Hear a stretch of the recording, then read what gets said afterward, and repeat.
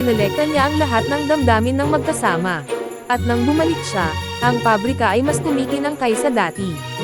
Mula noon, huminto na ang mga robot sa pagkolekta ng iisang damdamin lamang. Sa halip, pinoprotektahan nila ang lahat ng ito. Dahil ang buhay ay hindi binubuo ng kaligayahan lamang.